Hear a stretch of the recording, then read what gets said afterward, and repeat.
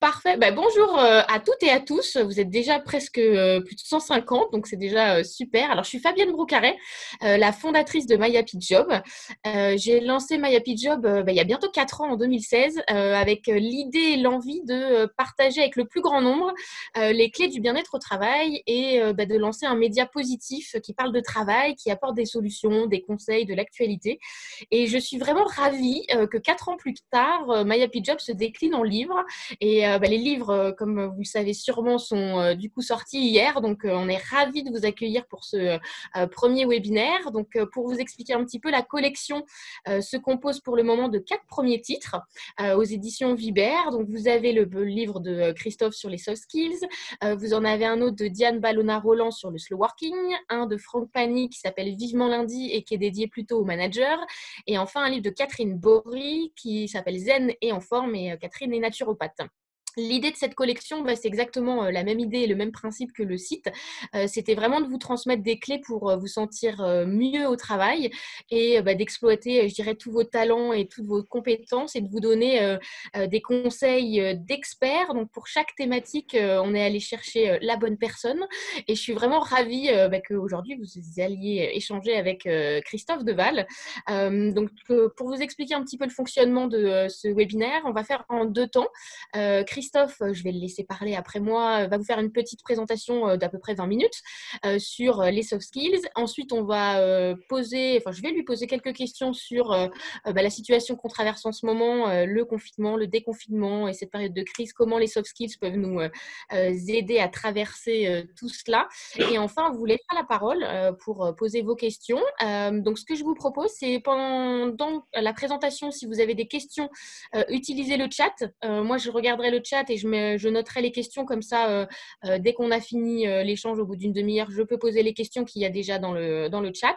Et ensuite, si vous avez envie de prendre la parole à la fin du coup de la présentation, quand vous cliquez sur participant, vous pouvez lever la main. Donc n'hésitez pas à nous faire signe et on débloquera du coup votre micro pour prendre la parole.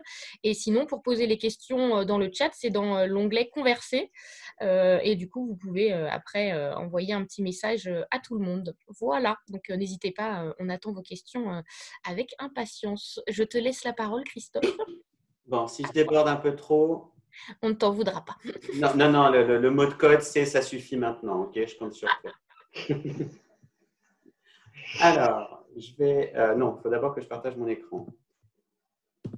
Hop. Déjà, on va perdre 5 bonnes minutes. Hop. Alors, pendant ce temps-là, si tu veux, je peux meubler. On me demande s'il y aura un compte-rendu après. Alors, on va voir si on fait un compte-rendu. En tout cas, il y aura un replay. Le webinaire est enregistré, donc vous aurez en tout cas la possibilité de le revoir. Et du coup, n'hésitez pas après ensuite à partager le lien. À toi, Christophe. Bien, merci Fabienne. Pendant ces 20 minutes, mon objectif, à la fin, ce sera quand même de présenter le bébé, on est quand même là pour ça. Mais avant ça, c'est de donner un peu de contexte sur ce terme de soft skills, qui est un des termes à la mode. Il y en a régulièrement sur les sujets RH au sens large. Donc, d'expliquer un peu mon point de vue sur le sujet, ça ne veut pas dire que c'est la vérité, c'est en tout cas le parti pris que j'ai retenu pour le livre et plus généralement pour mon activité. Quand on regarde cette notion de compétence, on va commencer par des choses que tout le monde sait maintenant. Pendant très longtemps et jusqu'à il n'y a pas si longtemps que ça, la seule chose qui comptait, c'était les hard skills. On ne les a jamais vraiment appelés comme ça. On les appelait les compétences techniques, l'expertise métier, les connaissances sectorielles parfois.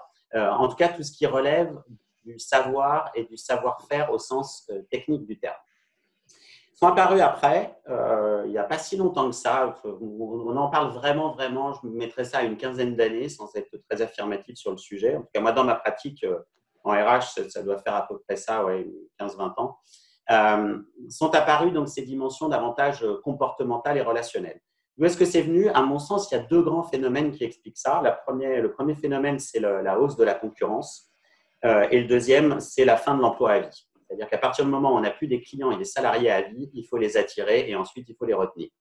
Et ça nécessite d'aller au-delà des compétences purement techniques. C'est pour ça que les organisations se sont dit, maintenant, on a besoin de gens qui savent faire du développement commercial, qui savent négocier, qui savent manager, qui savent faire des présentations en public, c'est-à-dire tout un tas de choses très comportementales.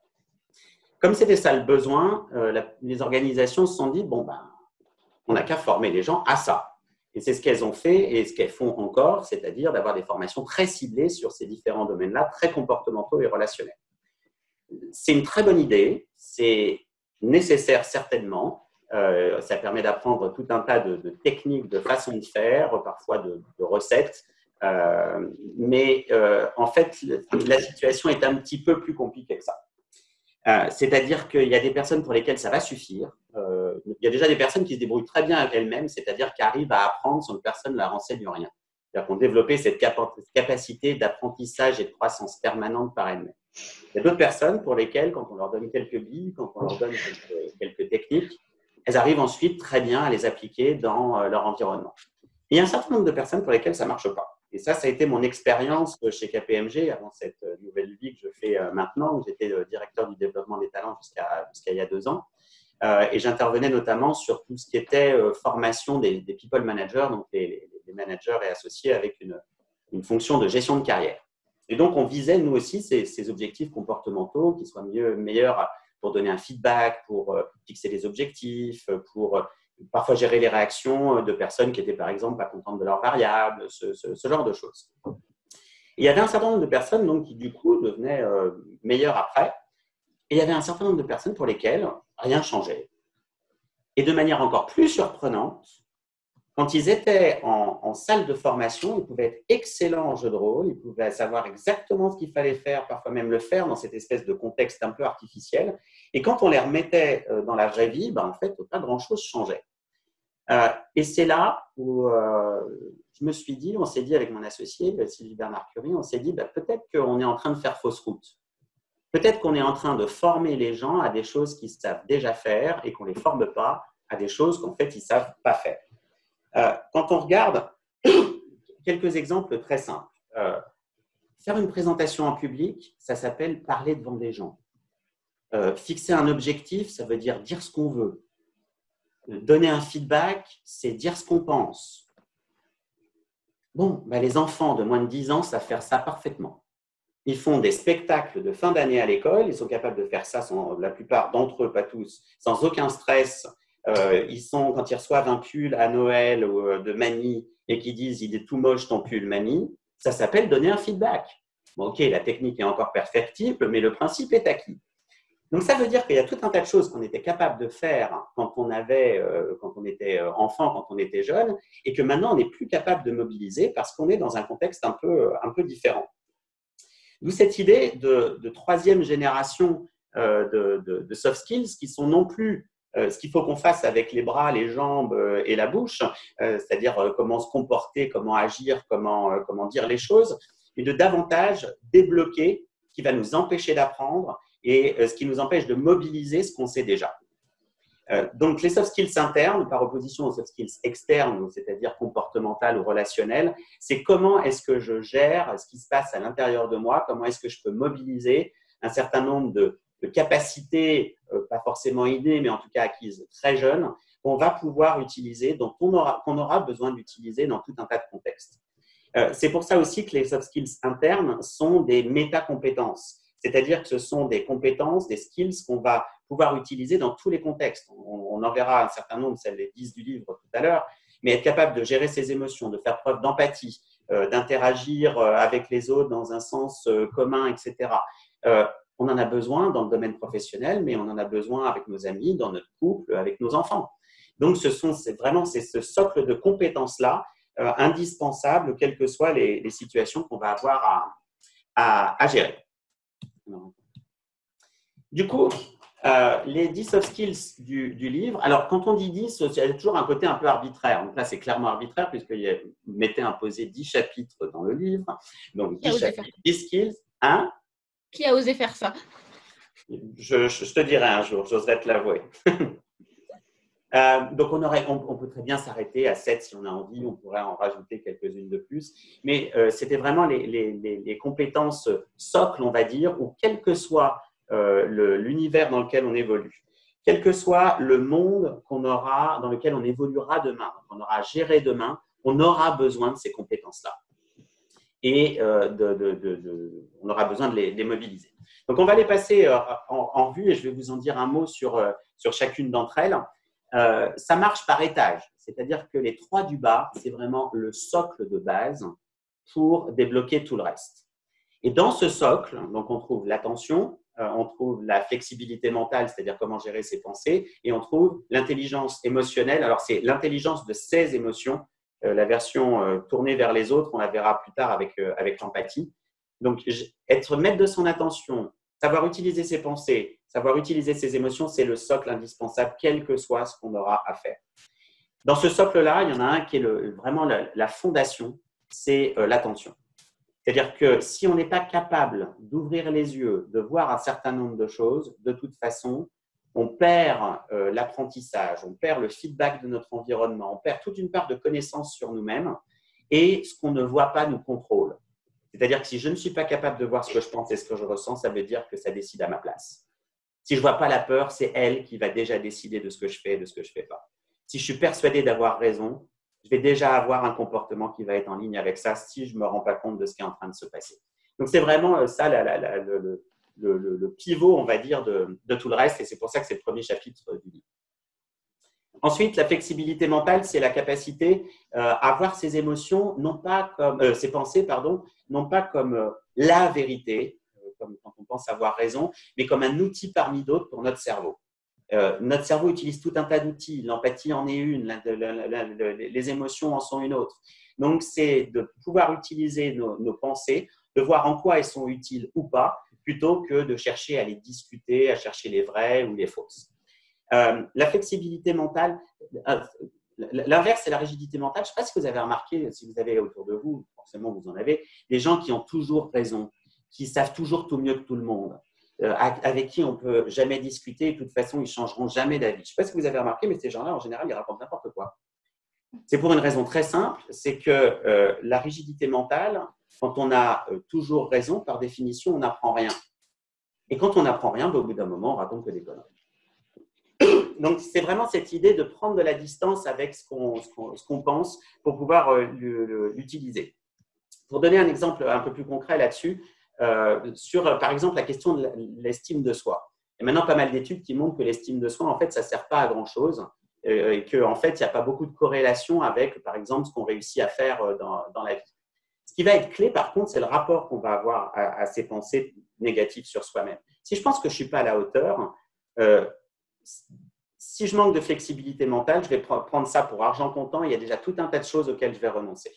Je vais éviter de me confronter à tout un tas de responsabilités, situations, etc. Si par contre, je fais un peu plus preuve de flexibilité mentale, je vais voir que déjà, ce n'est peut-être pas tout à fait vrai et qu'il y a d'autres facettes de moi. Mais surtout, je vais pouvoir utiliser ça.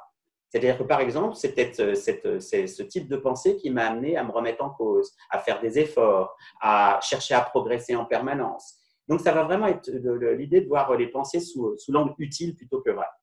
L'intelligence émotionnelle, c'est le pendant par rapport aux pensées. Donc, cette fois, c'est comment est-ce qu'on utilise ces émotions. Pour faire court, c'est comment est-ce qu'on entend le message de ces émotions sans les repousser, sans s'y fermer. Auquel cas, on n'entend plus le message, mais sans non plus être submergé par elles. Donc, c'est trouver cet équilibre entre ne pas rejeter et ne pas faire trop de place non. Une fois qu'on a ce socle, on va pouvoir construire un deuxième niveau. Le deuxième niveau de l'attention, c'est la sensibilité au contexte. Une fois que je suis capable de me connecter, de voir ce qui est en train de se passer et d'être plus attentif, je vais pouvoir davantage observer ce qui se passe autour de moi. Ça va être très important et surtout dans les environnements changeants dans lesquels on est. D'être capable de voir qu'est-ce qui est en train de changer autour de moi, qu'est-ce qui est nouveau, qu'est-ce qui était vrai avant qui ne l'est plus aujourd'hui, qu'est-ce que je suis en train potentiellement de rater. Ce qu'on va trouver dans la sensibilité au contexte, c'est aussi la partie très importante du changement de ses habitudes. Les habitudes sont essentiellement déterminées par le contexte. C'est dans une situation spécifique, je vais réagir de la même manière. Par exemple, on me coupe la parole, systématiquement, je m'énerve. Et ça va entraîner le même type de conséquences à chaque fois. Si je ne suis pas capable de voir ça, je ne suis pas capable de voir ce qui va déclencher mon habitude et donc de la changer. Le niveau 2 de la flexibilité mentale, c'est la créativité. Une fois que je ne suis pas sûr à 100%, que je ne suis pas acharné sur le « j'ai raison », ça veut dire que je commence à ouvrir un pan on va pouvoir élargir très largement. Là, maintenant, on va avoir un éventail beaucoup plus large au niveau de la pensée, mais pas que. Et dans le livre, il y a tout un tas de pistes pour développer sa créativité par l'environnement externe, les autres, etc. Le niveau 2, alors ce n'est pas vraiment un niveau 2, c'est l'autre versant de l'intelligence de ces émotions, c'est la partie valeur et sens, parce que les deux vont ensemble. Pourquoi est-ce qu'elles vont ensemble? C'est parce qu'on peut être touché que par ce qui compte. Qui dit émotion dit valeur. Sinon, on serait juste indifférent. Donc, si on est capable d'entendre le message de ces émotions, il y a des chances derrière qu'on soit capable d'entendre ce qui est véritablement important pour nous. Quand je dis nous, c'est nous en tant qu'individu, mais ça peut être nous en tant que collectif de travail, par exemple. Avec ces 6 briques, on a fait la partie sur soi. Maintenant, on peut aller vers les autres avec le duo empathie, bienveillance et coopération. Donc là, ça va être comment est-ce qu'on se coordonne avec les autres, comment est-ce qu'on travaille pour l'intérêt commun, et puis comment est-ce qu'on renforce cette compréhension des autres.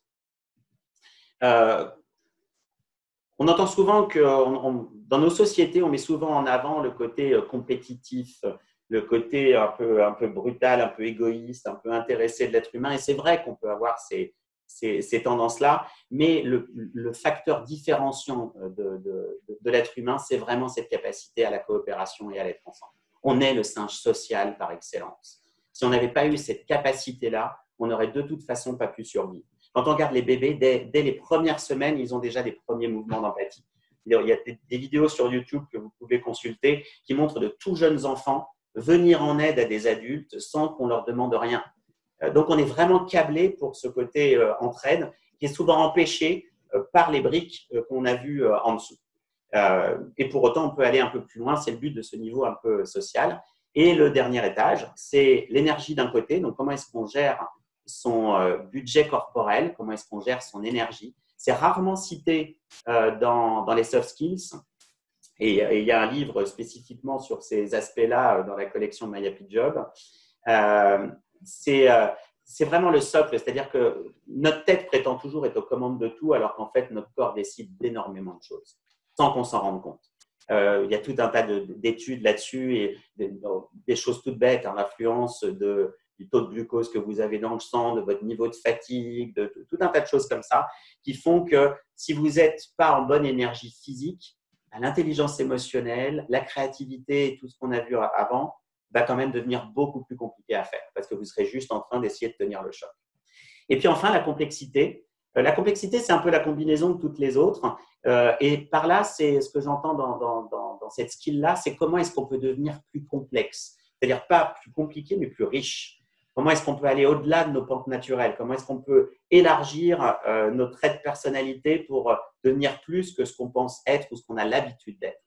Et puis, ça peut être aussi, donc c'est évidemment de s'épanouir dans la complexité, de voir que tout est multicausal et que tout est en interaction.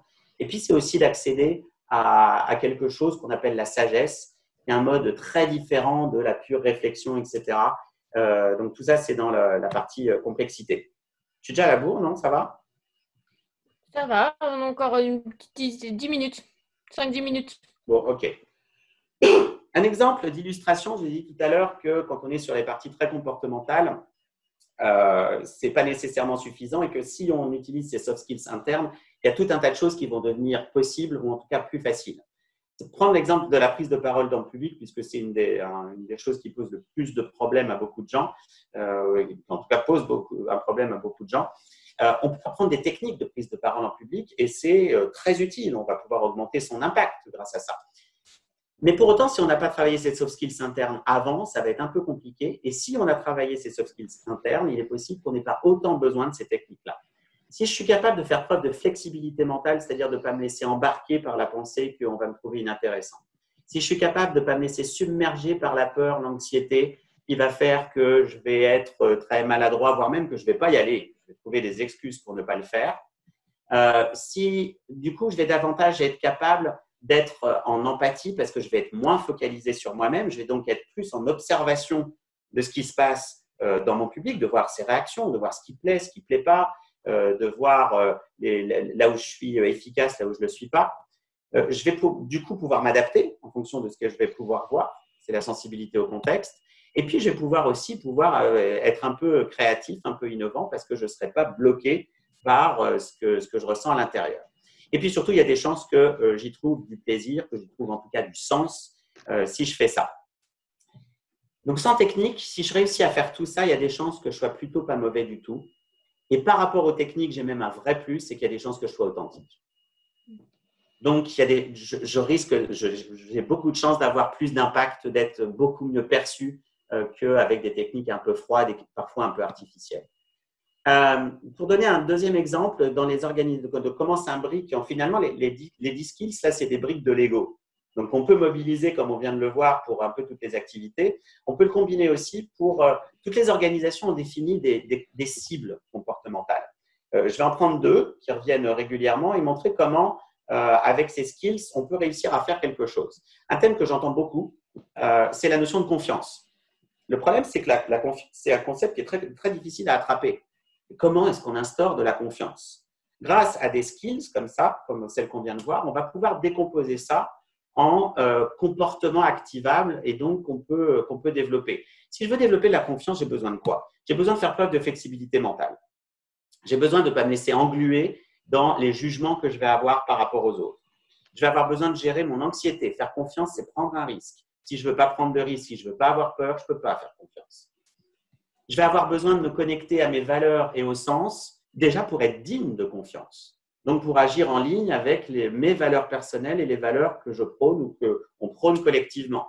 Je vais avoir besoin de l'empathie et de la bienveillance pour que la personne en face de moi se sente comprise. Et évidemment, je vais avoir besoin de la coopération pour favoriser tout ce qui est dans le sens de l'intérêt collectif, du bien commun. Un deuxième exemple, la vision stratégique. Pareil, bon, on manque de vision stratégique. Comment est-ce qu'on fait pour développer ce truc-là? Eh bien, on peut le développer avec quelques ingrédients, quelques skills. La première, c'est évidemment la flexibilité mentale, c'est-à-dire qu'il n'est pas possible de développer une nouvelle vision si on est persuadé de tout savoir ou si on a une vision très étriquée de la réalité. On va avoir besoin des valeurs et du sens, parce que développer une vision stratégique, ça veut dire être au clair sur ce qui est important aujourd'hui et encore plus ce qui va être essentiel demain. Je vais avoir besoin de la sensibilité au contexte. Qu'est-ce qui est en train de changer? Qu'est-ce que je m'attends à voir continuer à changer sur les années qui viennent? Et évidemment de la complexité pour prendre en compte tout un tas de paramètres en interaction. Ça peut se discuter, on pourrait en rajouter d'autres. Par exemple, dans la vision stratégique, on aurait sûrement besoin de la dimension plus collective, de la coopération et de l'empathie pour emmener avec soi, etc. Mais au moins, ça vous donne une idée de comment on peut combiner ça, quels que soient les comportements cibles, autonomie, responsabilité, que sais-je, dont on a besoin dans les différents contextes professionnels. Alors maintenant qu'on a dit ça, il ne reste plus qu'à savoir comment est-ce qu'on fait pour développer les soft skills. Une fois maintenant on a nos boîtes, on sait ce qu'on a dedans. Pour développer ça, on est allé rechercher avec Sylvie depuis une dizaine d'années des méthodes qui soient à la fois simples et surtout qui soient efficaces. Il y a tout un tas de choses qui circulent aujourd'hui dans tout ce qui est développement personnel, mais aussi dans tout ce qui est formation soft skills. Et là-dedans, ça ne veut pas dire que ce qui se fait ne marche pas. Ça veut dire que pour la plupart des cas, on n'en sait rien, si ce n'est la perception des gens eux-mêmes qui est rarement le meilleur indicateur de la performance réelle. Donc, on cherchait quelque chose de suffisamment solide. Donc, ça veut dire quoi? Qu'est-ce qu'il faut pour développer les soft skills? Il faut une théorie et des processus spécifiques. Il faut savoir exactement de quoi on parle. Flexibilité mentale, on peut le définir. Intelligence émotionnelle, on sait le définir. Sensibilité au contexte, on sait le définir, et ainsi de suite. Une fois qu'on l'a défini et qu'on sait comment ça fonctionne, il faut maintenant des techniques pour le développer, des techniques à la validité scientifiquement démontrée. L'approche qui a répondu le mieux, selon moi, ça ne veut pas dire que c'est la seule et qu'il n'y en a pas d'autres, en tout cas c'est celle qui, moi, m'a le plus parlé d'un côté et convaincu de l'autre, c'est la science comportementale contextuelle. On a plus de 1000 validations scientifiques dans différents contextes, mais notamment dans le monde professionnel. On a pas mal d'études maintenant qui montrent que de développer ces skills-là, c'est ce qui permet de développer aussi bien le bien-être que la performance, qui est toujours perçu souvent perçu comme un arbitrage. Sous-entendu, plus on est performant, plus on est obligé de payer un peu de prix en termes de bien-être. Et quand vous regardez les différentes skills, si je suis capable de bien m'entendre avec les autres, si je suis capable de bien gérer mes émotions, d'être au clair sur mes priorités, d'adapter mon comportement en fonction du contexte, etc., il y a des chances que je sois plus efficace et en même temps que je sois mieux dans mes baskets au travail et ailleurs. Autrement dit, on va commencer à mettre en place un cercle vertueux. Une fois qu'on a la méthode, qu'on a les outils, il ne reste plus maintenant qu'à passer à l'attaque et de s'entraîner. Donc là, ça fait tout de suite un peu peur, mais vu comme ça, on se dit que ça va faire mal. Rassurez-vous, tout va bien se passer. Donc, pour moi, l'analogie avec les soft skills, c'est vraiment l'analogie. C'est pour ça que j'ai pris l'image alors, je ne sais pas s'il est coach sportif, mais en tout cas, c'est l'image que je voulais. C'est vraiment cette notion de muscle. C'est-à-dire que c'est quelque chose qui se développe, qui se travaille, et comme un muscle, au bout d'un moment, ça se perd. C'est-à-dire qu'on n'a pas développé pour toujours de la flexibilité mentale et de l'intelligence émotionnelle. Oui, c'est sûr qu'on ne viendra pas à la base zéro, mais même pour les personnes très empathiques, il y a des moments où on ne l'est pas du tout. Peu importe les raisons, peut-être parce qu'on est fatigué, parce que c'est une personne, peu importe, mais il y a des moments où on n'est plus capable de le faire. Il y a des moments où on n'arrive plus à gérer nos émotions. Il y a des moments où on est persuadé d'avoir raison et de rentrer dans des conflits. Donc, pour ça, il y a deux façons. Donc, soit on a notre programme d'entraînement, c'est ce qu'il y a dans le livre. Et puis après, on peut utiliser aussi un coach sportif. Donc, c'est pour ça que là, je viens de lancer un programme. On vient de lancer un programme à distance de soft skills conçu comme un programme de fitness, donc 1h30 à 2 heures sur chacune des skills, au cas où on n'aurait pas le courage d'aller soi-même tout seul à la salle de sport régulièrement, même si c'est un excellent début de commencer avec le livre. Et justement, on va passer au livre. On va vous montrer quelques pages que peut-être vous avez pu consulter sur le site de Vibert. Une introduction qui reprend un peu ce que je viens de vous dire aujourd'hui. Christophe, je crois qu'il faut que tu fermes peut-être l'autre doc. Alors, il faut que je ferme quoi? Ta présentation. En fait, là, on voit toujours ta présentation. Ah, est-ce que c'est mieux? Non. Alors là, on te voit toi. Et du coup, maintenant, il faut partager. Alors, peut-être que si tu refais repartager l'écran. Ouais, je recommence. Voilà. Ça marche pas? Voilà, c'est bon. Là, on est au test. Bon. Voilà, super. Alors, donc, il y a l'introduction. Je reviens rapidement en arrière, du coup. Il y a l'introduction qui, hop, on vient de la voir, hein, qui reprend un peu la philosophie de ce que je viens de vous dire pendant ce quart d'heure, 20 minutes. Un test qui vous permet de vous évaluer sur les 10 skills, c'est de savoir où focaliser votre attention, c'est le cas de le dire puisque c'est le chapitre qui suit, de focaliser vos efforts sur les chapitres suivants.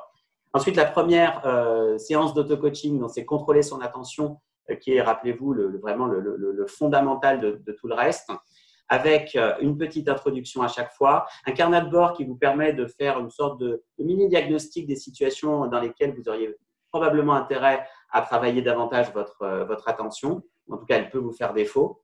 Ensuite, un exemple à chaque fois. Donc là, Audrey, qui, on va dire, à chaque fois, c'est un exemple de personne ayant une marge de progression significative. Donc, pour dire les choses autrement, qui font à peu près tout sauf ce qu'il faut. À droite, à chaque fois, on a le décryptage qui décode ce qui pose problème dans la situation de la personne. Ensuite, on rentre dans le coaching à proprement parler, donc avec des petites vignettes, des astuces, une ou deux pages d'introduction. Et ensuite, on rentre vraiment dans les clés avec à chaque fois un peu d'informations évidemment, mais surtout de la pratique, des entraînements. Et puis avec quelques vignettes comme le mythe du multitasking qu'on voit là. Et donc là, pour prendre l'exemple de quelques exemples qu'on trouve dans ce chapitre-là, ça va être comment focaliser son attention dans l'absolu, mais aussi voir les angles morts. Est-ce qu'il y a des endroits où notre attention ne va pas? Est-ce que c'est mes émotions que je ne vois jamais? Est-ce que c'est mes pensées que je ne vois jamais? Est-ce que c'est les sensations dans mon corps que je ne vois jamais, par exemple la fatigue? Est-ce que c'est les réactions des autres que je ne vois jamais? Et ensuite, il y a une série d'exercices qui permettent de développer chacune de ces facettes en fonction des zones où on est moins familier. Donc, c'est vraiment cette notion de développement un peu comme un muscle. On a peut-être développé le mollet gauche, mais on a peut-être besoin de développer toute la jambe, et puis l'autre, et puis après le haut du corps. Et à la fin, on a une synthèse qui est un carnet de bord et qui est donc pour passer à l'action. Très bien. Merci, Christophe. Je peux arrêter de partager mon écran. Voilà. Hop, très bien. Hop. Alors, moi, j'ai noté quelques questions. Je vais d'abord commencer. Avec la période qu'on traverse, on a eu 2 mois de confinement. Là, on est en déconfinement. On est encore en période de crise avec beaucoup d'incertitudes encore pour l'avenir. Selon toi, quelles sont les soft skills vraiment importantes? Alors, si ce n'est pour surmonter la crise, mais en tout cas pour la vivre du mieux possible. notamment au travail? Alors, pour moi, il faut distinguer deux niveaux. Il y a le niveau collectif et il y a le niveau individuel.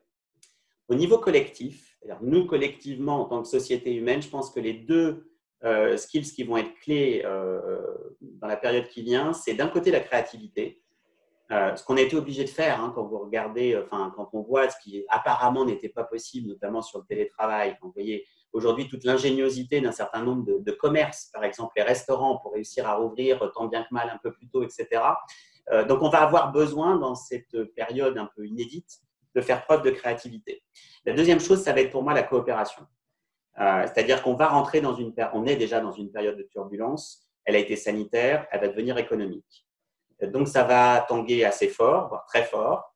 Et dans ces moments-là, c'est là où la coopération a tendance à lâcher. Où on va commencer à trouver des coupables, on va chercher à trouver des responsables, à trouver des boucs émissaires. Donc ça va vraiment être essentiel de rester soudé, quoi. Sur le plan individuel, pour moi, il y a deux skills. Je suis désolé, il y a quelqu'un qui sonne chez Oui, c'est ça, si tu veux y aller. Ce sont les aléas du direct. Voilà. Je n'ai pas coupé le compteur électrique pour éviter la sonnette, donc voilà ce que ça donne. Sur le niveau individuel, pour moi, il y a deux skills qui vont… Si tu veux y aller, il n'y a pas de souci, je vais m'occuper, ne vous inquiétez pas. Alors, je profite pour répondre à l'oral aux questions qu'on me pose. Du coup, alors, comment acheter le livre? Il est disponible, alors bien évidemment, chez vos libraires et ils ont besoin qu'on retourne tous les voir. Donc, n'hésitez pas à aller voir votre libraire et si le livre n'est pas là, à le commander. Et sinon, il est disponible à la Fnac, Amazon, Cultura. Et on me demande s'il y a une version numérique du livre. Oui, il y a une version Kindle qui coûte 9,90 € de mémoire. Donc, voilà. Donc, j'ai répondu aux questions en attendant. Voilà, je suis de retour après la pub, comme tu viens de faire la pub sur les bouquins. Je réponds aux questions, voilà. Voilà. Oui, donc je disais pour moi, les deux ingrédients essentiels, c'est flexibilité mentale et intelligence émotionnelle. Parce qu'il y a deux pièges essentiels et je pense qu'on l'a tous vécu pendant le confinement, notamment dans le domaine émotionnel, c'est-à-dire de vivre des espèces de montagnes russes avec une mosaïque d'émotions. Enfin, moi, à titre personnel, ça allait de l'espoir à l'anxiété, au désespoir, à la frustration, à tout un tas de choses. Donc, pour moi, c'est vraiment et ça va continuer cette période d'incertitude, donc de gérer, on va dire, ces chocs, ces vagues émotionnelles. La deuxième chose, c'est la flexibilité mentale parce qu'on est dans une période d'incertitude. On l'a vu pendant cette crise-là, ce besoin qu'on a d'avoir des certitudes. Alors, on regarde ce qui s'est passé pour la chloroquine, par exemple. Dès le début, il y avait des gens qui savaient déjà. Moi, je voyais sur Facebook mes contacts qui tous étaient convaincus que oui, c'était bien, non, c'était pas bien, alors qu'en fait, on n'en savait rien du tout. Et un autre phénomène, je ne sais pas si vous avez vécu ça, moi je l'ai vécu pendant le confinement, c'est d'être sûr, par exemple, moi je suis persuadé que ce virus, il va disparaître comme il est. Je ne sais pas si vous avez entendu ça autour de vous, moi j'ai entendu beaucoup de gens le dire et je me le suis dit aussi, avec cette espèce de pseudo-certitude. Donc c'est vraiment d'être très vigilant à, ouais, ça y est, c'est bon, on sait. En fait, on va rentrer dans une période d'inconnu. On y est sur le plan sanitaire, mais je pense qu'on va l'être beaucoup plus largement. Donc c'est d'être très vigilant à… cette partie de nous qui est persuadée d'avoir tout le temps, de savoir tout le temps. Il y a quelqu'un qui s'étonnait de ne pas avoir vu dans les soft skills, et notamment pour reparler de la période actuelle, de la communication. Qu'est-ce que tu aurais à dire là-dessus? Alors, comment tu classes la communication par rapport aux soft skills que tu as évoqués? En fait, parce que pour moi, la communication, c'est une soft skills comportementale. Et comme mon parti pris, c'est qu'une fois qu'on a débloqué le reste, on n'a pas vraiment de problème de communication. Alors, la preuve, on sait communiquer avec les gens très simplement la plupart du temps. Pour prendre un truc, je reprends mon exemple de prise de parole en public. Quand on fait un dîner où il y a 10 personnes autour de la table, il y a 10 amis à nous autour de la table, on ne dit pas « Ah non, moi je dis rien parce que parler en public, c'est juste pas possible ». On y arrive très bien. Donc, en général, on n'a pas de problème. On peut avoir des choses liées à la communication, mais si je suis déjà capable de ne pas être englué dans ce que je ressens, si je suis capable de faire preuve d'empathie, si j'ai cette skill de coopération et d'intérêt collectif, etc., il y a tout un tas de choses qui vont se débloquer. Donc, il y a des éléments de communication dans le livre, notamment dans le chapitre sur dans la coopération et l'empathie, mais ce n'est pas en tant que tel. Et quand tu nous parlais tout à l'heure des soft skills qui étaient importantes dans cette période actuelle, est-ce que tu aurais une ou deux pistes concrètes à nous donner pour les développer? Qu'est-ce que les gens qui nous écoutent et qui nous regardent peuvent faire après avoir vu ta présentation? Je vais donner un petit truc sur, ouais, un petit truc sur chaque, sur la partie émotion et la partie pensée. Sur la partie pensée, c'est plutôt que de dire voilà, c'est ce que je pense, de prendre l'habitude de se mettre un peu en position méta, c'est-à-dire de parler un peu de soi à la troisième personne. C'est-à-dire au lieu de dire voilà ce que je pense, c'est de dire ma tête me dit que. Ma tête est persuadée d'avoir la réponse. Ma tête est persuadée d'avoir raison. Ma tête est persuadée que ça va mal se terminer. Ce qui est une première façon de prendre un peu de distance. En fait, et ça permet de se rendre. En fait, la plupart de nos pensées sont programmées et automatiques. C'est-à-dire qu'elles nous viennent spontanément, un peu comme un pop-up sur un écran d'ordinateur, les publicités intempestives. Et la plupart du temps, on ne décide pas de ce qu'on pense. Donc, c'est de réussir à faire un pas de côté pour décider de est-ce que je me laisse embarquer là-dedans ou pas? Est-ce que ça va m'aider ou pas? Sur la partie émotion, je pense que c'est un mix. Je vais reprendre mon surfer sur la vague. Pour moi, c'est un mix en fait, une émotion, quand on fait rien, c'est-à-dire quand on ne met pas d'huile sur le feu, ça dure en moyenne 90 secondes. Certaines traînent un peu plus longtemps, mais ce n'est pas plus de quelques minutes. Alors après, comme une vague, ça va et ça vient. Ça ne veut pas dire qu'on s'en est débarrassé une fois pour toutes. Mais quand on ne se montre pas le bourrichon, en fait, ça passe assez vite. Donc pour moi, c'est vraiment d'observer et premièrement d'observer ce qu'on ressent dans le moment présent et de faire preuve de bienveillance envers soi-même, de se dire c'est normal. En gros, voilà ce que je ressens, c'est normal et ça passera. Très bien.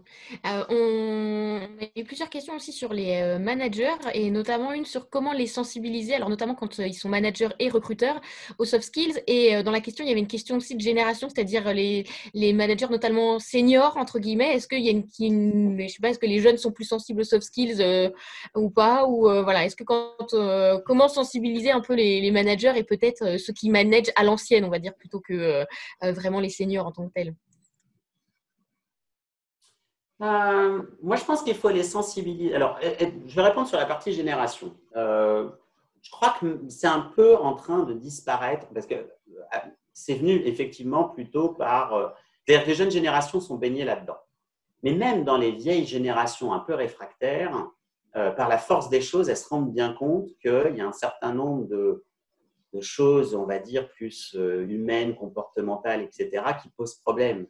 Et en général, ils le voient par exemple avec les clients où il voit qu'il y a des gens où ça se passe mal, je suis manager, il y a quelqu'un où ça se passe mal parce qu'il vient de s'engueuler avec le client, par exemple. Et là, il commence à comprendre que tout ne se joue pas sur la technique.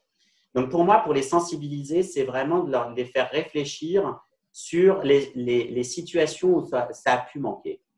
Les situations où tel soft skill, qu'est-ce que ça pourrait leur apporter? Imaginons, ok, ça ne sert à rien, mais si ça servait à quelque chose, ce serait quoi? Donc, ce serait un peu de les faire réfléchir par la preuve eux-mêmes. Une spécificité de la rigidité mentale, c'est que plus on cherche à argumenter, plus on la renforce. Donc, d'essayer de convaincre des gens, de convaincre d'autres choses, la plupart du temps, ça ne marche pas, sauf si on a un argument massu, en général, on n'a pas, ou bien s'ils en ont à peu près rien à faire, auquel cas ils veulent bien se laisser convaincre. Alors, comme là, c'est des convictions assez fortes, il ne faut pas chercher à attaquer, il faut chercher à faire réfléchir et montrer par des exemples. En fait. Ouais, du concret. Ouais. On a des témoignages intéressants. On a Agnès qui nous dit qu'elle est plutôt dans la catégorie senior, mais qu'elle est très sensible aux soft skills. À l'inverse, on a du coup, alors je n'ai pas de prénom. Du coup, oui, on nous dit il y a aussi des très jeunes recruteurs qui ne sont pas sensibles aux soft skills et qui veulent juste cocher des cases de savoir-faire. Et en effet, il y en a beaucoup. Et quand on s'intéresse encore aux managers, quels sont selon toi les soft skills clés, notamment là pour manager en période de crise, mais je dirais plus largement pour être un bon manager demain, de quels on aura particulièrement besoin? Pour être un bon manager demain, pour moi, il y a deux choses. Il y a le côté prendre soin de soi et prendre soin des autres. Ça va paraître un peu bizarre, peut-être dit comme ça, mais je pense qu'on va avoir de plus en plus besoin de contrebalancer le côté compétitif, dur, un peu sans pitié, et de développer le côté empathique, coopératif, durable. Et j'insiste vraiment sur le côté prendre soin de soi et prendre soin des autres. parce qu'il y a beaucoup de managers qui prennent soin des autres, mais qui laissent beaucoup de plumes. Donc, c'est vraiment cet équilibre ouais, pour moi, c'est la notion de care, en fait, en anglais. Donc, c'est vraiment souci de soi et souci des autres. Et puis, la dimension qui va être très importante à mon sens, la skill, ça va être la complexité. C'est-à-dire d'accepter le fait que quelle que soit la décision qu'on prend, ce ne sera pas la bonne réponse. Et donc, de faire avec tout un tas de… Ouais, et la complexité, en fait, comme ce que j'ai dit tout à l'heure, c'est que c'est un peu la combinaison de toutes les autres. C'est-à-dire, quand j'accepte que le monde est complexe, je ne peux pas avoir de rigidité mentale. Je ne peux jamais être sûr que j'ai raison. Du coup, je vais avoir besoin des autres, je vais avoir besoin de coopération et d'empathie parce que ça va me donner des prismes différents. C'est inconfortable, la complexité. Donc, je vais avoir besoin de gérer mes émotions, etc. Donc, pour moi, c'est vraiment… Ouais, la complexité va être le facteur majeur. Et alors, on a plusieurs personnes qui nous disent qu'elles sont un peu trop prudentes et qu'elles n'osent pas forcément. Donc, quel serait ton conseil pour oser davantage? Et peut-être aussi, dans une période actuelle où il y a beaucoup d'incertitudes comme ça, où on a plutôt tendance à être très prudent et à pas forcément aller vers le changement, à pas forcément oser. Donc, qu'est-ce qu'on peut faire pour s'y entraîner, se muscler à l'audace? Alors, pour moi, il y a un premier antidote, c'est la notion de valeur. C'est-à-dire, au nom de quoi, rappelez-vous ce que je vous ai dit tout à l'heure, dès qu'il y a… derrière le manque d'audace, il y a de la peur. Et derrière la peur, il y a forcément… Dès qu'il y a une émotion, il y a une valeur. Donc, ça veut dire qu'il y a quelque chose qui compte. C'est qu'on a peur que ça ne se passe pas bien, on a peur d'être déçu, on a peur d'échouer. Et donc, c'est de garder en tête ce qu'il y a de l'autre côté de la pièce. C'est qu'est-ce qui est si important pour moi qui fait que j'ai besoin d'avoir peur. Parce que si je ne veux pas me confronter à la peur, je suis obligé de renoncer à ce truc-là en même temps. Donc, c'est de garder présent à l'esprit le qu'est-ce qui est vraiment important. Le deuxième conseil pour moi, ce serait… je ne sais pas pourquoi, ça n'a peut-être pas le lien, mais je vais le dire quand même. Je vais vous dire ce qui me passe par la tête. Ce qui m'est venu par la tête en entendant ça, c'est le débat sur est-ce qu'il faut améliorer ses points faibles ou est-ce qu'il faut développer ses points forts. Et pour moi, c'est un faux débat, ça. Ce qui compte, c'est le contexte dans lequel on fait.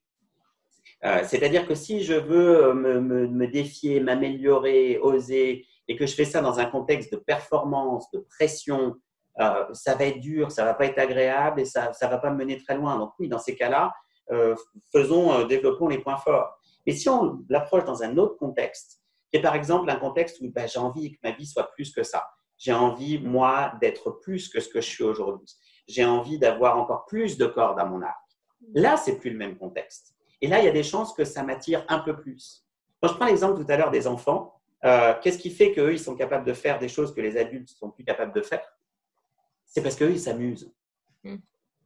Et donc, si on peut retrouver même à minima, alors ok, on est adulte, on a des responsabilités, on ne peut pas prendre n'importe quel risque, peut-être, mais est-ce que à minima, dans cette direction-là de ce qui est important pour moi, est-ce que je ne peux pas trouver un moyen de m'amuser un peu? Donc ça, et puis après, on peut utiliser aussi la phrase d'Eleanor Roosevelt de faire chaque jour quelque chose qui nous effraie. C'est-à-dire de chaque jour se confronter à une petite peur. Ouais, chaque jour une nouveauté qui nous effraie un peu. Ouais, ou qui nous met inconfortable. En tout cas, qu'on aille se titiller un peu cette peur. Parce que plus on se détourne d'elle, plus elle gagne du terrain. Oui. Il y a aussi quelles soft skills pour une reconversion professionnelle? Alors, tu as évoqué les valeurs notamment, mais du coup, c'est vraiment se recentrer sur ces valeurs peut-être Pour quelqu'un qui veut se reconvertir? Oui, quand on est en plein questionnement par rapport à l'avenir. C'est très clairement le sens et les valeurs.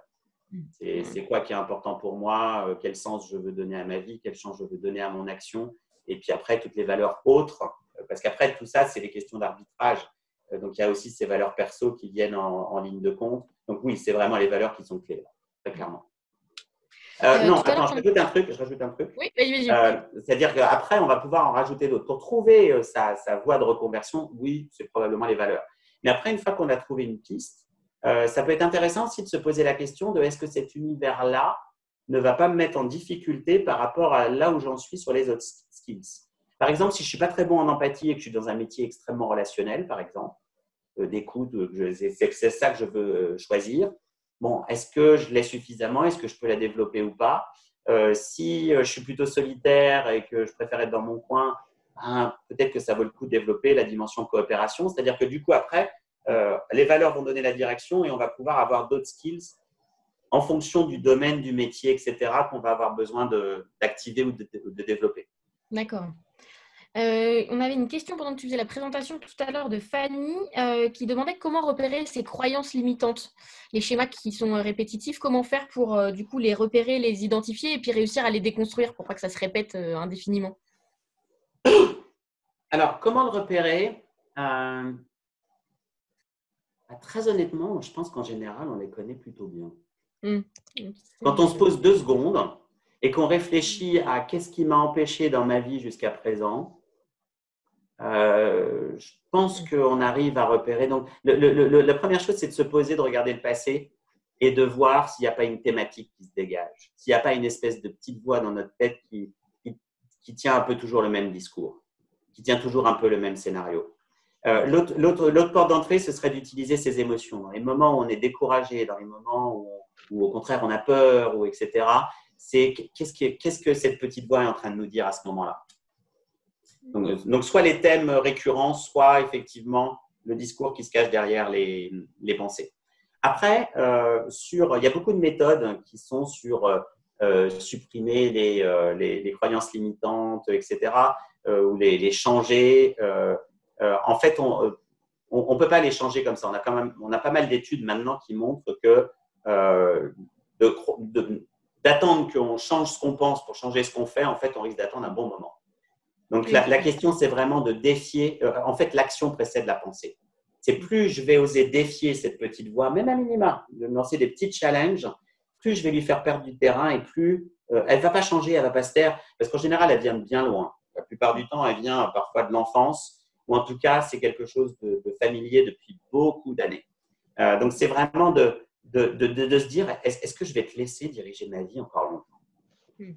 Et si la réponse est non, c'est de se lancer des petits défis. Est-ce que c'est ta vie ou est-ce que c'est la mienne? Là, tu réponds un peu à une question qui est que faire quand le doute prend le dessus. C'est un peu ça, c'est de se dire des mini-challenges, des petits pas, la stratégie des petits pas pour pas que le doute nous paralyse. La première réaction qui me vient en entendant ça, c'est parfois les doutes sont justifiés. Donc, c'est vraiment, c'est un peu comme l'intuition, quoi. L'intuition, il faut la tester. Tu peux toujours avoir des intuitions et être tout le temps à côté de la plaque. Mais si tu la testes, par exemple, quand tu dis aux gens, voilà, j'ai l'impression que, ils vont te corriger si tu n'es pas juste et tu vas affûter ton intuition comme ça. Et pour moi, pour les doutes, c'est un peu pareil. Donc, c'est d'aller tester. Donc, ça revient un peu au challenge de tout à l'heure. C'est OK, je doute de ça, testons un peu. Parce qu'il est possible que mes doutes soient justifiés et qu'il y a un gros panneau danger qu'il faille faire demi-tour. Il ne s'agit pas de rentrer dans un espèce de truc de pensée positive où dès qu'on se lance des défis, on réussit tout. Non, ce n'est pas vrai. C'est pour ça que d'accéder à notre sagesse intérieure est importante. Est-ce que c'est une espèce de saboteur qui est en train d'essayer de m'empêcher d'avancer ou est-ce qu'il y a un vrai signal à l'intérieur de moi qui est en train de me dire non, attends, fais gaffe, pour de vrai. On nous demande si justement, est-ce que l'intuition peut être considérée comme une soft skills? Pour moi, elle en fait partie, oui, très clairement. On aurait pu la mettre isolément.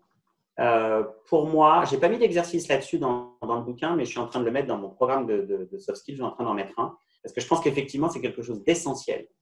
Et c'est surtout le contrepoids majeur au côté pensée, rationnelle, etc. Il y a la dimension émotion et c'est lié, mais c'est encore un échelon au-dessus. Donc, pour moi c'est un mi-chemin entre la complexité et la créativité. Mais en tout cas, oui, c'en est clairement une, ça c'est sûr. Quel lien tu fais entre les soft skills internes et le bien-être? Pour moi, ce sont les compétences psychologiques. En fait, ce sont des compétences humaines. Mais humaines au sens propre du terme. J'aime bien ce mot-là. Parce qu'en fait, c'est comment est-ce qu'on peut devenir pleinement humain. C'est-à-dire que d'un côté, on est très sophistiqué, on a été capable de fabriquer des sociétés incroyables. Et par certains autres côtés, on a des modes de fonctionnement encore un peu primitifs, quoi. Notamment dans la sphère émotionnelle et autres. Donc, on a besoin de ces soft skills-là, ça va permettre de contrebalancer, de neutraliser l'effet de ces réactions un peu ancestrales. Et quand on regarde les quelques soft skills, si je suis capable de gérer mes émotions, comme j'ai dit, de ne pas me laisser embarquer par ce côté pensée limitante, saboteur, etc. Si je suis connecté à ce qui est important pour moi, à mes valeurs, et que je suis capable d'adapter mon comportement en fonction de ça, il y a des chances que je sois un peu plus à l'aise dans mes baskets, que ce soit au travail ou ailleurs. On te demande aussi comment valoriser l'intuition lors d'un entretien, par exemple, parce que ce n'est pas quelque chose qui est mesurable. C'est pas montrer mon diplôme en intuition. Du coup, comment je peux montrer que je suis intuitive et que c'est une qualité, une compétence lors d'un entretien? Moi, je le ferai par la preuve. Alors, c'est quand même un sujet un peu casse-gueule. Je ne sais pas s'il y a beaucoup de recruteurs qui sont très attachés à ça. Mais si jamais on veut mettre ça en avant, moi, je le ferai, alors c'est risqué aussi, moi, je le ferai je ferai fonctionner mon intuition pendant l'entretien. C'est-à-dire que je restituerai à ma recruteuse ou mon recruteur ce que je suis en train de sentir. Et peut-être pas dit, ou je ne sais quoi, ou quand la personne me parle de l'environnement, de dire mais j'ai l'impression que, ou je sens que, c'est-à-dire même si la personne ne se dit pas du coup que vous avez de l'intuition, ça aura quand même marqué. Donc moi, je l'utiliserai. Parce qu'on ne peut pas en faire la preuve, sinon ça va être du baratin. Voire même, on peut passer pour un peu illuminé pour la plupart des gens. C'est encore un gros mot pour beaucoup de gens, intuition. Non, mais c'est vrai, c'est vrai. Donc moi, j'en ferai juste la preuve. Et plus largement, oui. Toujours sur les entretiens, comment on peut montrer ses soft skills, entre guillemets, ou en tout cas les valoriser, je dirais au-delà de son CV quand tu es en entretien, pour que ce soit un plus. Et on nous demande aussi, est-ce que c'est important aussi pour les gens qui ont plus de 45 ans lors d'un entretien, de mettre en avant les soft skills, ou est-ce que là, c'est vraiment l'expérience et le côté hard skills qui va compter? Alors, je vais répondre à la deuxième, parce que je crois que j'ai déjà un peu oublié la première. Je te la redirai. Tu me la reposeras après. Moi, je pense que… après, ça dépend des recruteurs. Il y en a qui sont centrés uniquement sur l'expérience. Moi, je pense que c'est l'inverse. C'est-à-dire que le but de l'expérience, c'est justement d'en tirer des améliorations en termes de soft skills, de développer sa prise de recul, sa sagesse, sa capacité à gérer des situations complexes, de réussir à comprendre les autres, etc. C'est vraiment le but de nous, humains, pas seulement au travail en avançant en âge, de développer toutes ces facettes-là. Donc, pour moi, au contraire, si on a accumulé autant d'expérience et qu'on n'a pas développé ces soft skills, il y a un problème. Donc, c'est triste. Et c'est la plupart du temps pas vrai de toute façon. Oui. Et pour mettre en avant ces soft skills lors d'un entretien, c'était ma première question. Du coup, c'est passé par le concret, des exemples de ce qu'on a mené dans lequel on a utilisé les soft skills? Bon, ça, théoriquement, c'est le job du recruteur. Hein. S'il fait bien son boulot, c'est à lui d'aller chercher ça ou elle d'aller chercher ça.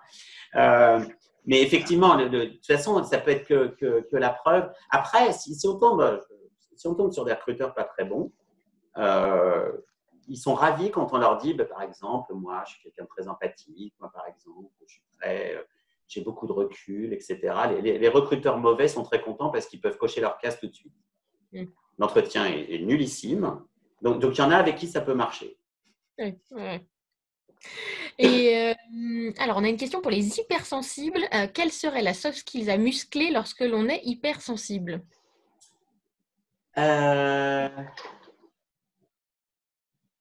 Pour moi, c'est une des composantes de l'empathie, c'est le souci de soi. C'est-à-dire de connaître ses limites, de se préserver et surtout de travailler la bienveillance envers soi-même. J'ai fait une chronique sur My Happy Job il y a quelques temps là-dessus, sur une personne hypersensible. C'est quelque chose, la sensibilité est quelque chose dont on manque cruellement dans le monde actuel. Donc, c'est un don, ça. Mais le problème, c'est que comme tous les dons, c'est aussi des malédictions. Donc, il faut apprendre à l'utiliser un peu comme les super pouvoirs de super-héros, comme dans les X-Men, ils ne savent pas trop comment faire quand ils sont ados, et puis après, ils apprennent à se débrouiller avec. Donc, pour moi, c'est à la fois de voir ça comme un don, et puis surtout de travailler le côté bienveillance envers soi-même, autocompassion et préservation de soi. Un souci de soi, de mettre ses limites, etc. Alors, il nous reste 5 minutes. Je vais essayer de faire encore 2-3 questions. On en a une sur l'empathie qui est très intéressante et qui nous dit quand quelqu'un ne fait pas attention aux autres, est-ce que c'est une fatalité et c'est fini ou est-ce qu'on peut devenir empathique à n'importe quel âge, j'ai envie de dire? Alors, la réponse est oui. Enfin, est-ce qu'on peut devenir empathique à n'importe quel âge? On va tous partir avec une base différente et un niveau d'entraînement différent, arrivé à tel ou tel âge. Alors, on va dire qu'on peut toujours progresser, en tout cas. Euh, il y a deux choses pour l'empathie. Très souvent, les personnes qui manquent d'empathie, c'est pas qu'elles s'en foutent des autres. Enfin, c'est pas qu'elles n'aiment pas les autres ou qu'elles sont contre, etc. C'est qu'elles ne voient pas. Alors, soit parce qu'elles sont très tournées vers elles-mêmes et très égoïstes, et à ce moment-là, on va avoir une marge de manœuvre assez limitée. Mais la plupart du temps, c'est qu'elles ne se rendent pas compte ou qu'elles ne prennent pas le temps. Et donc, très souvent, d'attirer leur attention là-dessus, de les éduquer sur, voilà, quand tu me dis ça, voilà ce que je ressens, voilà ce que ça me fait. Il y a un certain nombre de personnes qui arrivent à développer cette dimension-là. Et ce qui fait que c'est compliqué très souvent de développer l'empathie, c'est qu'on n'a pas de feedback à part situation de crise. Et comment est-ce qu'on développe une compétence? C'est par essai-erreur et quand on a un feedback de l'environnement qui nous dit si on est dans la bonne direction ou pas. Donc, pour les personnes qui n'y arrivent pas elles-mêmes, c'est vraiment de renforcer cette dimension de miroir ou en tout cas de feedback. Très bien. Alors, il y a quelqu'un qui nous demande aussi 2 mots sur ton programme. Est-ce que tu peux nous dire en quoi ça va consister exactement, le programme du coup en ligne d'accompagnement? Ce sera en live, ce sera une fois par semaine sur 10 semaines, avec probablement une coupure au milieu.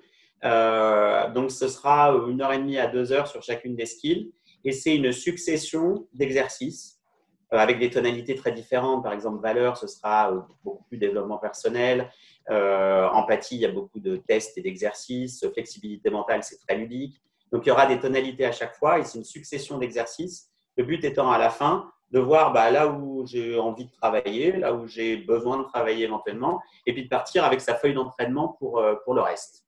Donc, c'est vraiment comme une séance de fitness avec un coach sportif, pas coach au sens entreprise. Vous pouvez démarrer avec le livre et après, pour ceux qui veulent aller plus loin et être Oui, musclés parce comme que jamais, il y les soft a, skills. exactement, il y a des recoupements, mais ce n'est pas la même chose. Ouais, C'est-à-dire qu'il y a des exercices différents, il y en a plus évidemment dans le module de 2 heures. Plusieurs personnes nous demandaient aussi si tu animes Et des conférences attends, juste sur le programme, en il suffit de présentiel. m'envoyer un petit mail pour en savoir plus. Oui, on mettra, je vais le Sur mettre dans LinkedIn. le chat. Ouais. Ouais. Et puis on le mettra, il n'y a pas de souci. Et oui, pour ceux qui nous demandent pour les séminaires ou les conférences en présentiel, quand ce sera à nouveau possible de se voir dans une salle tous ensemble, c'est des choses que tu fais. Oui, c'est Et des on choses va que je prendre fais. une dernière question, parce qu'après, on va devoir vous laisser, parce qu'il sera bientôt 2h30. Où se positionne l'assertivité dans le sujet des soft skills? Où est-ce qu'on place l'assertivité? Euh, Moi, je l'ai casé dans la coopération. Pour moi, c'est une des composantes de la coopération parce que la coopération, c'est différents ingrédients, mais c'est à la fois comment est-ce qu'on travaille, comment est-ce qu'on œuvre pour l'intérêt collectif, mais il y a aussi la notion à la fois des limites, mais aussi de comment est-ce qu'on influence, de ne pas se faire bouffer totalement par le collectif ou par les autres. Donc, pour moi, c'est cette polarité-là qu'on trouve dans la coopération. Très bien. Eh ben, on va pouvoir conclure. Il est 29. On est bien. On est bien. Bien, merci à toutes et à tous. Vous avez été plus de 250 à nous suivre, donc c'est un vrai plaisir pour ce premier webinaire avec Christophe. Merci beaucoup. Donc, je vous rappelle le livre qui s'appelle Soft Skills, 10 séances d'auto-coaching pour cultiver ses talents. Il est disponible chez Viber et en librairie. Allez voir votre libraire, commandez-le. Et sinon, vous pouvez aussi le commander en ligne un peu partout, Fnac, Cultura, voilà, et Amazon pour pas ne les citer.